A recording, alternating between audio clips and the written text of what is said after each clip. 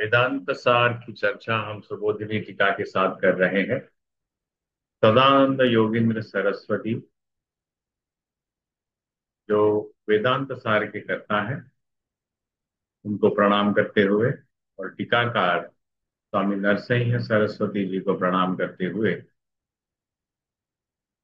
शांति मंत्र का पाठ करेंगे। ओम सहनाववतु सहनौ भुनक्तु सह वीर्यङ्करवावहै तेजस्विनावधीतमस्तु मा विद्विषावहै।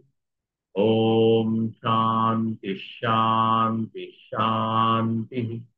ओम भद्रं कर्णेभिः शृणुयाम देवाः, भद्रं पश्येमाक्षभिर्यजत्राः, स्थिरैरङ्गैः सुष्ठुवागुंसस्तनूभिः व्यशेम देवहितं यदायुः। स्वस्ति न इन्द्रो वृद्धश्रवाः, स्वस्ति नः पूषा विश्ववेदाः, स्वस्ति नस्तार्क्ष्यो अरिष्टनेमिः, स्वस्ति नो बृहस्पतिर्दधातु। ओम शांति शांति शांति। ओम सदाशिवसमारंभां शंकराचार्यमध्यमाम् अस्मदाचार्यपर्यन्तां वन्दे गुरुपरम्पराम्। श्रुतिस्मृतिपुराणानाम् आलयं करुणालयं नमामि भगवत्पादं शङ्करं लोकशङ्करम्। शङ्करं शङ्कराचार्यं केशवं बादरायणम् सूत्रभाष्यकृतौ वन्दे भगवन्तौ पुनः पुनः। ईश्वरो गुरुरात्मेति मूर्तिभेदविभागिने व्योमवद्व्याप्य देहाय दक्षिणामूर्तये नमः। अखण्डं सच्चिदानन्दं ममामि मनसगोचरम् आत्मानमखिलाधारम् आश्रयेऽभीष्टसिद्धये। अर्थतोक्तद्वयानन्दानतीतद्वैतभानत गुरुनाराध्य वेदान्तसारं वक्ष्ये यथा। कृष्णानन्दं गुरुं नत्वा परमानन्दमद्वयम् वक्ष्ये वेदान्तसारस्य टीकां नाम्ना सुबोधिनीम्।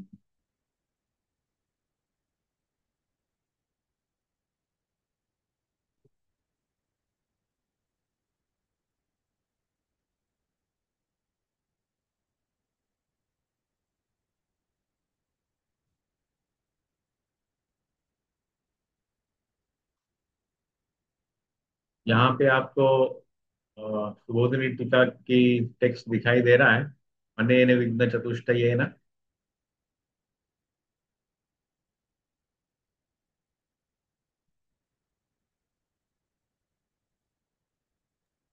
अध्याय दिखाई दे रहे समझ जी।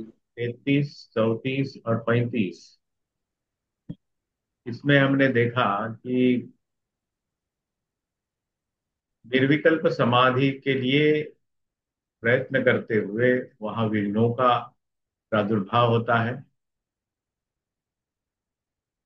इन चार विघ्नों से हम जब निकल पाते हैं, तब एक निर्वात दीपवत, मतलब एक ज्योत जैसे निष्कंप होकर के जलती है, वैसे ही हमारा चित्त स्थिर होकर के, एकाग्र होकर के, जो सच्चिदानंद अखंड चैतन्य है उसके साथ ही मर्ज रहता है, और वही निर्विकल्प समाधि। ऐसे निर्विकल्प समाधि प्राप्त व्यक्ति कैसे व्यवहार कर सकता है। यथा दीपो निवातस्थो नेंगते सोमपा सुता, एक उपमा दी है स्मृति में, मतलब भगवत गीता में।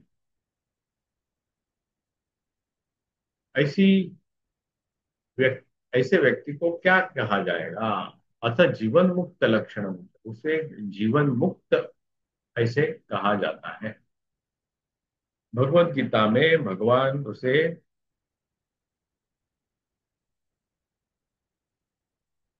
स्थित प्रज्ञ कहते हैं।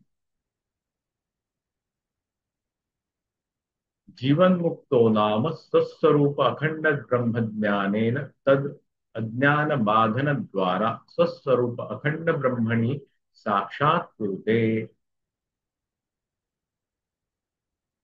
उसको स्वस्वरूप जो है उसका अखंड ज्ञान होता है, ब्रह्म ज्ञान होता है, और अज्ञान बाधन होता है, और उस बाधन के द्वारा ही उसको स्वस्वरूप में वो प्रतिष्ठित हो सकता, साक्षात होते, डायरेक्ट एक्सपीरियंस।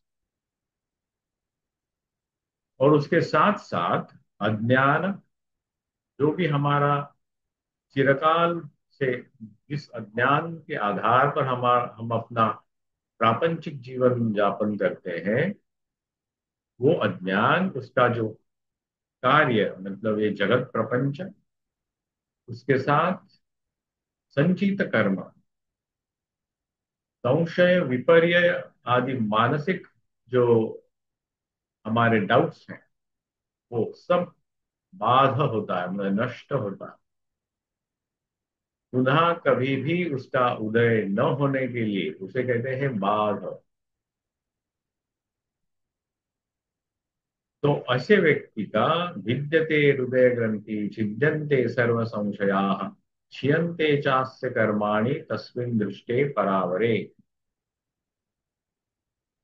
परावर मतलब ये जो हम अपर जगत में जो है उसके परे जो एक एग्जिस्टेंस है, इटर्नल एग्जिस्टेंस, उसको जब हम साक्षात करते हैं तो तभी हमारे हृदय ग्रंथि का नाश होता है, सर्व प्रकार के संशय नष्ट होते हैं, और सर्व चार प्रकार के जो कर्मों के प्रकार है वो भी नष्ट हो जाते हैं। क्षीयन्ते चास्य कर्माणि। तो ऐसी व्यक्ति कैसी रहेगी इस जगत में, क्योंकि इस जगत में रहने के लिए उसको शरीर की आवश्यकता है, मन की आवश्यकता है, कर्म करने की आवश्यकता है। तो जब उसका मन अखंडाकार वृत्ति में स्थित रहता है और निर्विकल्प हो जाता है, और वहां से जब वो लौट के आता है उस चित्त वृत्ति का, जब वो संवरण करते हुए वित्थान समये, उसे वित्थान कहा गया है। वो चित्तवृत्ति का नाश नहीं, चित्तवृत्ति तो है, व्युत्थान वहां से निकल आया वो बाहर उस वृत्ति के साथ। मांस शोणित मूत्र पुरुषादि भाजनेन शरीरेण अंध्य मांद्या पटुत्व अपटुत्वादि भाजनेन इंद्रिय ग्रामेण अशना पिपासा शोक मोहादि भाजनेन अंतःकरणेन च पूर्व पूर्व वासनया क्रियमाणानि कर्माणि भुज्यमानानि ज्ञान अविरुद्ध आरब्ध फलानि च पश्यन्नपि बाधितत्वात् परमार्थतः न पश्यति।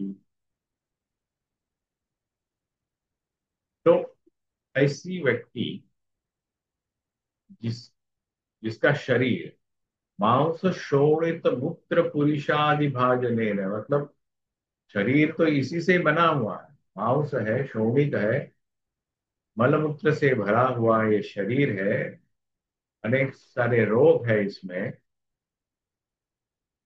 ऐसे शरीर में वो कैसे रहेगा, इस शरीर से वो कार्य कैसे करेगा। और इस शरीर में आंध्य मांध्यत्व अपटुत्व आदि, मतलब आंख से दिखता नहीं है सही से, या कान से सुनता नहीं है। इंद्रिय ग्रामेण, ऐसी जो इंद्रिय ग्राम गला, इंद्रिय ग्राम, तो वो ग्राम जैसे होता है बिखरा हुआ और अनमैनेज्ड, वैसे ही ये शरीर में हमारी जो पंच ज्ञानेन्द्रिय पंच कर्मेंद्रिया है वो बिखरी हुई है चारों तरफ, किसी का किसी के साथ मेल नहीं है। अपने में ही वो कुछ ना कुछ करते रहते हैं, इसलिए उसको ग्राम कहा, अनरूली।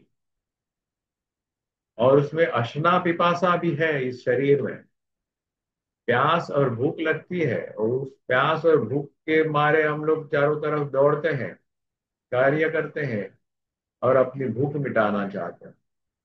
शोक मोहादि भाजने अंतःकरण, और हमारा जो अंतःकरण है, मन है, इमोशंस आते हैं, उसमें शोक होता है, मोह होता है, नाना प्रकार के मोह है हमारे जीवन में। शोक है, आनंद होता है, दुख होता है। और पूर्व पूर्व जो वासना है हमारे अंतःकरण में, वो वासना, उनके कारण क्रियमाणानि कर्माणि, आज हम जो कर रहे हैं, जो चार प्रकार के कर्म हैं। क्रियमाण कर्म, प्रारब्ध कर्म, संचित कर्म, और आरब्ध कर्म, अनारब्ध, मतलब अब तक कुछ हुआ नहीं, हुआ आरब्ध, ऐसे चार प्रकार के कर्म। भुज्यमानानि, उसको हमें भोग करने पड़ते हैं, उनको खत्म ही करना, करके ही खत्म करना पड़ता है। ज्ञान अविरुद्ध आरब्ध फलानि च, और उसके फल भी मिलते हैं। पश्यन्नपि, और ये सब देखते हुए भी, बाधितत्वात् परमार्थत न पश्यति, और उसको देखते हुए भी उसके चित्त में उनका बाध होने के कारण न पश्यति। न पश्यति मतलब वो क्या, उसको देख नहीं पाता, देखता है लेकिन वो उससे अफेक्टेड नहीं हो। स्वामी विवेकानंद का एक स्तोत्र है, उसमें उनके बारे में कहा है कि अनित्य दृश्येषु विविच्य नित्यम। ये अनित्य दृश्य है, ये जगत अनित्य है, दृश्य है, वो देखते हैं, लेकिन उसके पीछे जो नित्यत्व है, उसे ही वो अनुभव करते हैं। अनित्य दृश्येषु विविच्य नित्यम, विविच्य। ये जो न पश्यति जो कहा है, न पश्यति मतलब विविच्य, नित्य देखने के कारण अनित्य नहीं देख सकते। यथा यथा इंद्रजालम इति, इंद्रजाल मतलब जादू, जादू, जादूगर जो है, बहुत सारी चीजें कहीं ना कहीं से निकाल देता है, हमारे सामने रखता है, और हमें लगता है अरे बाप रे, कुछ बहुत कुछ कर दिया उन्होंने। ज्ञानवान तद इंद्रजालम पश्यनपि, जो जानता है इंद्रजाल क्या चीज है और कैसे होता है, पश्यनपि, वो देखते हुए भी एंजॉय कर रहा है वो नाटक।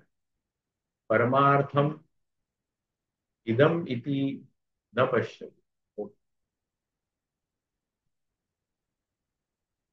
परम अर्थम इति न पश्यति, वो भी वहां, वो जादू का खेल देखते हुए भी उसके पीछे जो जादूगर है, ये ठाकुर ने भी एक उदाहरण दिया है। जादूगर ही सत्य है, उसका इंद्रजाल असत्य है। सचक्षु चक्षु इव, सकर्णो अकर्ण इव, इत्यादि श्रुते। मतलब चक्षु होते हुए भी अचक्षु इव, इव कहा है मतलब जैसे वो देखते हुए न देखा। सकर्ण हो अकर्ण इव, सुनने के बावजूद वह न सुनता है। ये क्या पागलपन है क्या, कि जानबूझ के ऐसे करता है क्या? वैसे नहीं, श्रुति का वाक्य है ये। जैसे हम मृगजल देखते हैं, गर्मियों में हम जाते हुए रास्ते में लगता है कि पानी बह रहा है एक जगह से दूसरी जगह पे, तो हम क्या पानी देखते हैं क्या? क्या हम, हमें ऐसे लगता है कि हम हमारी गाड़ी पानी में उतरने वाली है? हम और जोर से गाड़ी चलाते हैं, वहां हमें पता चलता है कि ये मृगजल है, वो हमारी गाड़ी पानी में नहीं उतरने वाली, ना ही वहां कहीं स्पीड होने वाली। चक्षुरिव सचक्षु, अचक्षुरिव मतलब चक्षु हम देख रहे हैं कि वहां पानी है, लेकिन हम जानते हैं कि वो मृगजल है। सकर्णो अकर्ण इव इत्यादि श्रुते सुषुप्तवत् जागृति यो न पश्यति द्वयं च पश्यन्नपि च अद्वयतत्त्वतः तथा च कुर्वन्नपि निष्क्रियश्च यः स आत्मवान् नान्य इति इह निश्चयः इति। स आत्मवान् स आत्मविद अन्य इति अह निश्चय। अन्य न इहि इति अह, मतलब अन्य कुछ भी नहीं है ऐसा वो आत्मवान जानता है, उसका निश्चय यही है। सुषुप्तवत जागृति, सुषुप्त में जैसी अपनी सब इंद्रियां हम अपने अपने जो इंद्रिय गोलक है उसमें मर्ज हो जाती है, वैसे ही जगते हुए भी हम सुषुप्ति के जरा मतलब हमारी इंद्रियां अंदर की तरफ मोड़ जाती। आवृत्त चक्षु अमृतत्व इच्छा। इसका एक बहुत अच्छा उदाहरण हमारे मंदिरों में रखा जाता है। मंदिर में जाते हुए पहले ही कच्छप का एक आकृति वहां जमीन पे रखा हुआ होता है। कच्छप इसलिए कि वो अपनी इंद्रियां सिकुड़ लेता है, अंदर लेता है, मुंडी अंदर लेता है, चारों हाथ अंदर लेता है और ऊपर से जो उसका कवर है उसके अंदर वो बैठ जाता है। हमें ये बताया जा रहा है वहां पे हम मंदिर में जाते हुए कि आप अपनी इंद्रियों को बाहर की तरफ न ले जाते हुए अंदर की तरफ ले आओ। सुषुप्तवत जागृति, सुषुप्त में जैसे हम इंद्रियां सिकुड़ लेते हैं वैसे ही हमारे कर्म कर जगत में रहते हुए हमें हमारी इंद्रियों को अंदर की तरफ मोड़ लेनी है। सुषुप्त, क्योंकि आत्मविद न अन्य इति इह निश्चय, यही वही निश्चय, ये 35वां श्लोक।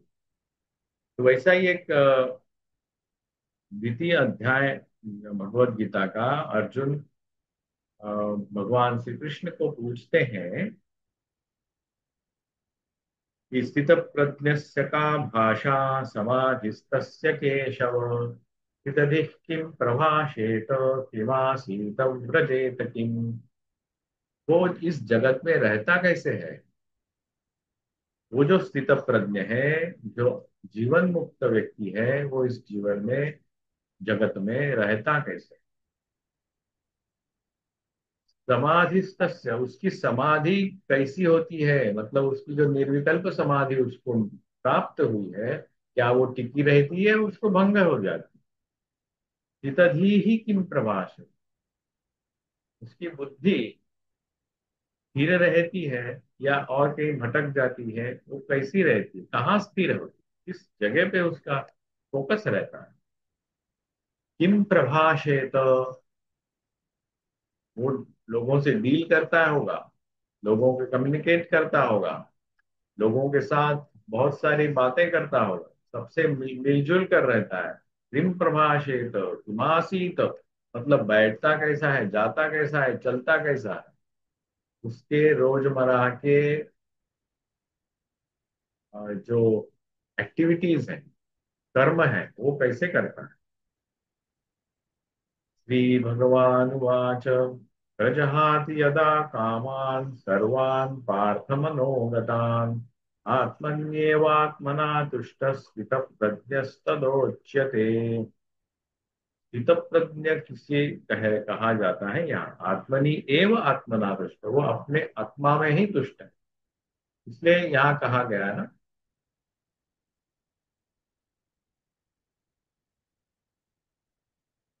देखिए यहाँ पे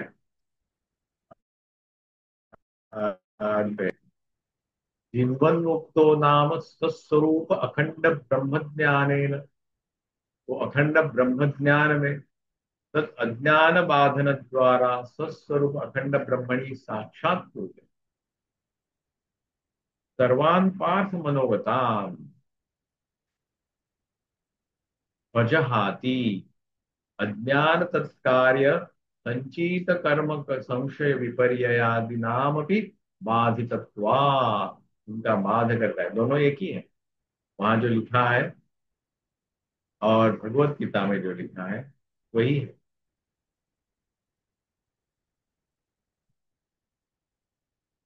तो भगवत गीता द्वितीय अध्याय 54 के आगे जो जितने भी श्लोक हैं आप पढ़ लीजिएगा। तो वहां पे ये स्थित प्रज्ञ की अवस्था हमें समझ में आती है। बहुत ही डिटेल में कहा गया है, भगवान ने समझाया है स्थित प्रज्ञ कैसे होता है, क्या करता है, कैसा अपना जीवन यापन करता है। तो 32, 33, 34 और 35 वेरी इंपॉर्टेंट श्लोक है वेदांत सार की।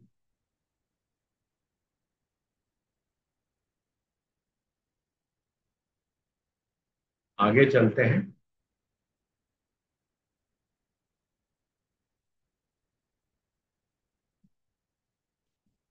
अस्य ज्ञानात् पूर्वं विद्यमानान् एव आहार विहारादीनाम् अनुवृत्तिवत् शुभ भाव वासनानाम् एव अनुवृत्ति भवति। शुभाशुभयोः औदासीन्यं वा तदुक्तम्।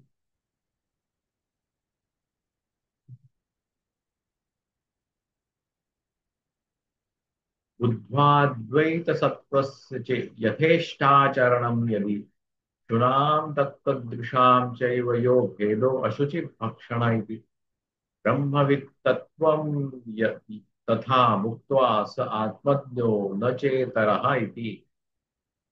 अस्य ज्ञानात् पूर्व मतलब इस जीवन मुक्त के जीवन काल में मतलब इस ज्ञानात् पूर्व ज्ञान के बाद कौन सा ज्ञान, ब्रह्म ज्ञान का ज्ञान, अखंडात्मक ज्ञान, सच्चिदानंद का ज्ञान उससे पहले मतलब अखंडाकार वृत्ति होने के पहले, निर्विकल्प समाधि प्राप्त होने के पहले, ज्ञानात् पूर्व विद्यमानान एव विद्यमानानाम एव आहार विहारादीनाम अनुवृत्तिवत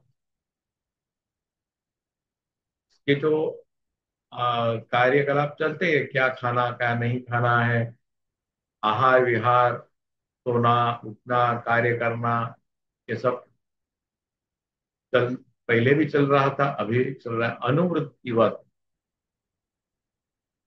शुभ भावना शुभ वासना नाम एव अनुवृत्तिर्भवति। शुभ अशुभयोः औदासीन्यम वा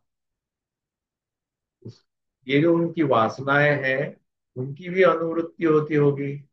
जैसे उसके आहार विहार आदि जो कर्म है वो भी उसको करना पड़ेगा, वैसे उनकी जो वासनाएं हैं उसके ज्ञान के पहले वो भी अनुवृत्ति होती है। और वहां शुभ अशुभ यो औदासीन्यम वा क्या उसका उदासीनता है, शुभ अशुभ यो क्या वो अलग अलग करके करता है, तदुक्तम। बुद्ध्वाद्वैत सत्त्वस्य यथा इष्टाचरणं यदि यथेष्टाचरणं यदि शूनां तत्त्वदृशां चैव को भेदो अशुचि भक्षण इति ब्रह्मवित्वं तथा मुक्त्वा स आत्मज्ञो न चेतरः इति।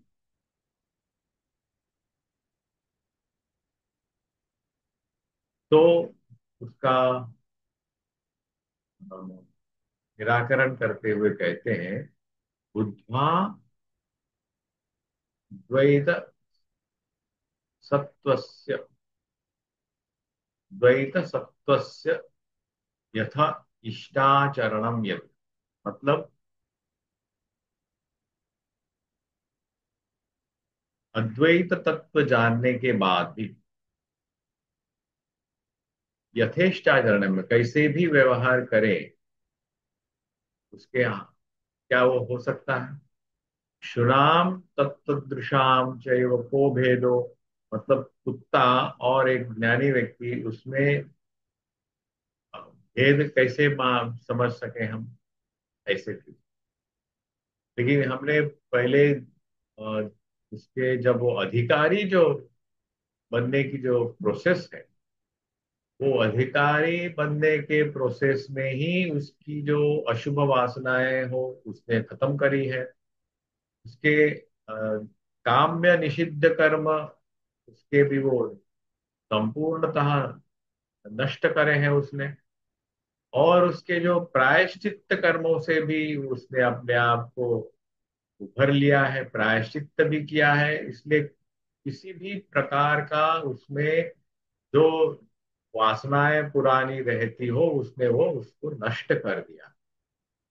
तभी वो अपने गुरु के पास जा सका, गुरु से के पास शरण ले सका, गुरु ने उसको एक्सेप्ट किया और उसको श्रवण मनन निधिध्यासन वो कर सका, नहीं तो वो कर ही नहीं सकता।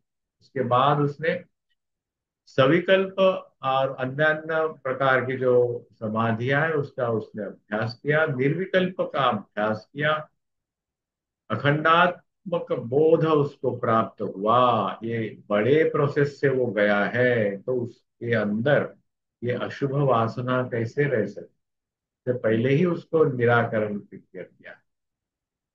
ब्रह्मवित्तम तथा मुक्त्वा स आत्मज्ञः न चैतरः, जो ब्रह्मवित्तम जो होता तथा मुक्त्वा, उससे वो जो मुक्त हो गया है। और उसे जीवन मुक्त कहा है, मुक्ति कहाँ किस चीजों से मुक्ति हुई है उसकी मुक्ति जागतिक वस्तुओं से तो हुई है, उसके साथ साथ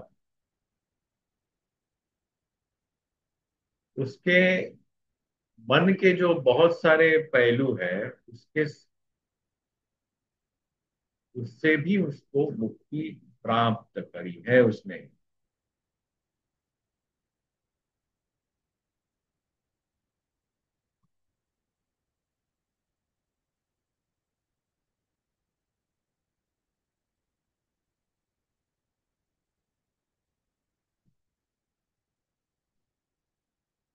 12वें अध्याय में ये बहुत अच्छी तरह से समझाया गया है कि एक भक्त व्यक्ति एक कुछ अटेंड करना चाहता हो या अटेंड होता है उस,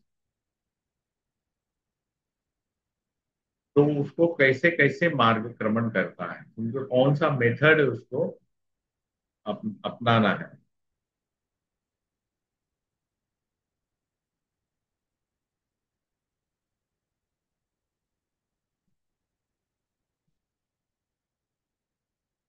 अद्वेष्टा सर्वभूतानां मैत्रः करुण एव च, निर्ममो निरहंकार सुख दुःख सुखक्षमी, संतुष्टः सततं योगी यतात्मा दृढ़ निश्चय, मयि अर्पित मनो बुद्धिर यो मद्भक्तः स मे प्रियः। यस्मान्नो युज्यते लोको लोकान्नो युज्यते च यः, हर्षामर्ष भयोद्वेगे मुक्तो यस्य च मे। यहाँ मुक्ति कहाँ से बोली है?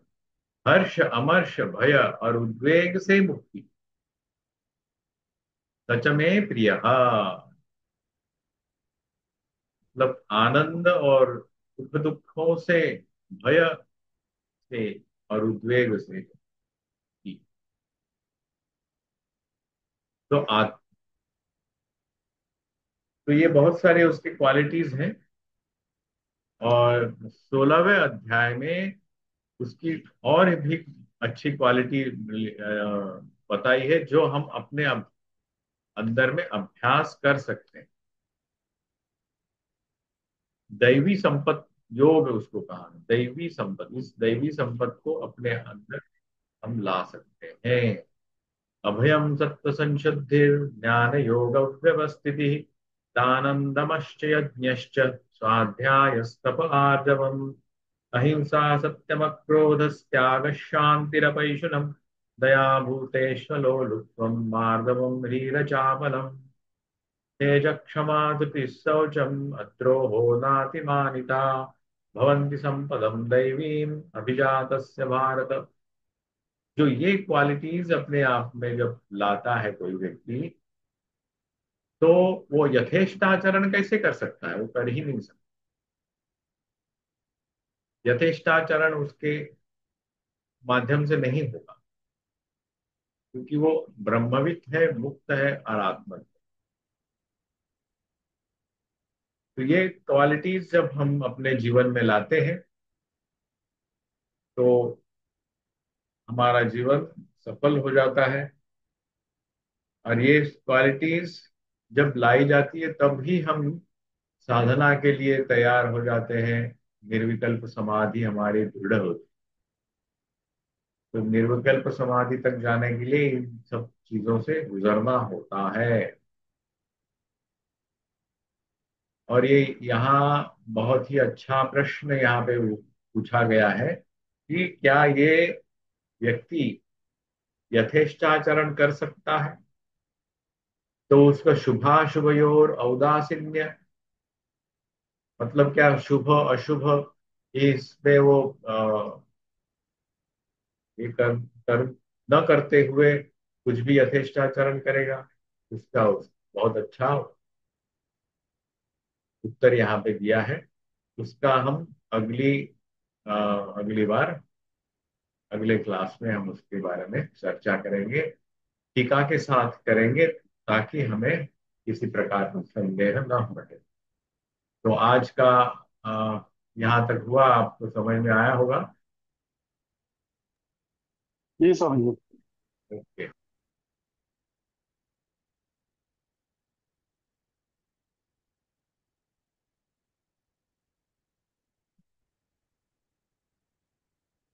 तो आज का कार्यक्रम यही हम समाप्त करते हैं।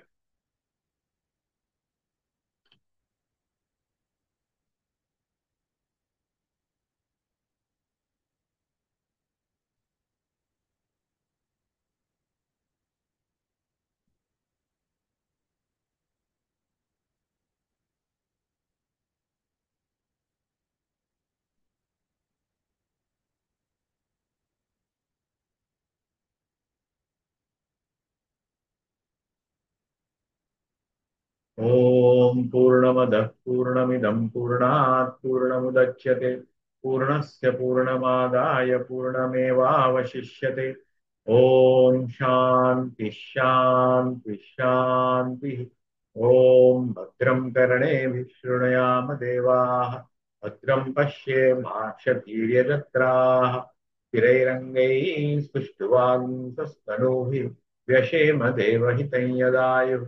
स्वस्ति न इंद्रो वृद्धश्रवाः, स्वस्ति नः पूषा विश्ववेदाः, स्वस्ति नस्तार्क्ष्यो अरिष्टनेमिः, स्वस्ति नो बृहस्पतिर्दधातु। ओम शांति शांति शांति। हरि ओम तत्सत्। श्री रामकृष्णार्पणमस्तु।